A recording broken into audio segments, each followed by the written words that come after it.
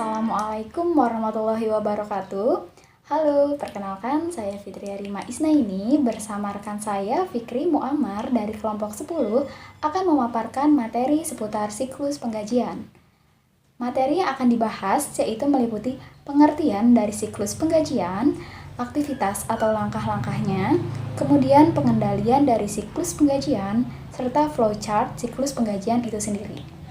Nah, apa itu siklus penggajian?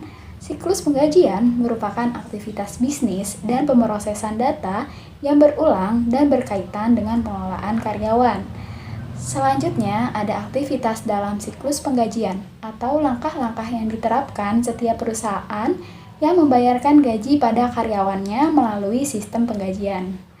Langkah pertama yaitu melakukan update file induk penggajian, kemudian perubahan tarif dan pajak, di mana bagian penggajian akan melakukan perubahan penyesuaian tarif pajak.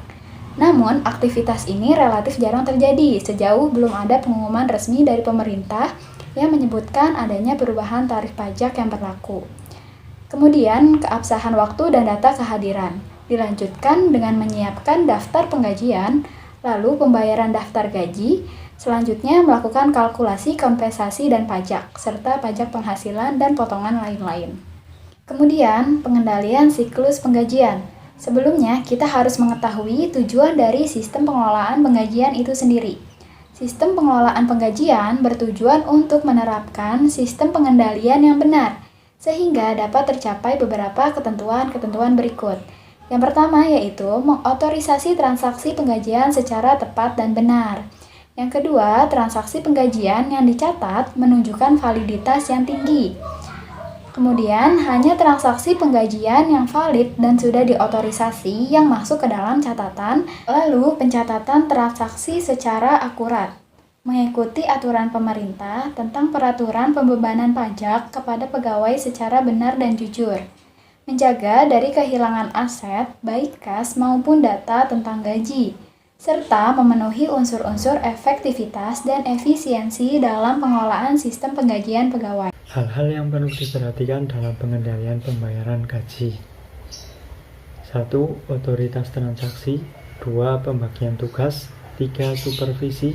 4. Catatan akuntansi. 5. Pengendalian akses. 6. Verifikasi independen. Pengertian flowchart penggajian.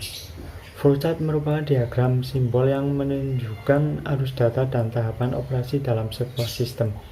Flowchart penggajian dibagi menjadi 4. Yang pertama karyawan, kedua PSDM, 3 keuangan, dan keempat manajer. Kemudian saya akan menjelaskan mengenai flowchart keempat tersebut. Yang pertama karyawan. Karyawan menerima form data lembur dari manajer lalu diisi dan lembur pertama diberikan ke PSDM atau HCD. Sedangkan lembar kedua sebagai arsip. Setelah diproses, karyawan menerima slip gaji lembur yang telah divalidasi beserta uang dari bagian keuangan. Kemudian PSDM menerima form lembar karyawan yang telah diisi oleh karyawan, lalu merekapnya sehingga menghasilkan rekap lembur rangkap 2. Lembar pertama untuk bagian keuangan, lembar kedua sebagai arsip. Untuk bagian keuangan, rekap lembur yang diterima dari PSDM diproses menjadi slip gaji lembur 3 rangkap. Slip 1 dan 2 diberikan ke manajer, sedangkan lembar ketiga sebagai arsip. Slip gaji lembur yang telah divalidasi, lembar pertama sebagai dasar pembuatan laporan penggajian lembur karyawan, sedangkan lembar kedua diberikan ke karyawan beserta dengan uang. Yang terakhir manajer menyiapkan form lembur yang diberikan ke customer. Manajer menerima slip gaji lembur 2 rangkap dari bagian keuangan yang divalidasi sehingga menjadi slip gaji lembur yang telah divalidasi yang dikembalikan ke bagian keuangan sebanyak 2 rangkap. Manajer menerima laporan penggajian lembur karyawan yang divalidasi lalu dijadikan arsip. Apabila terdapat kesalahan kata atau penjelasannya yang masih kurang, kami mohon maaf. Saya akhiri. Wassalamualaikum warahmatullahi wabarakatuh.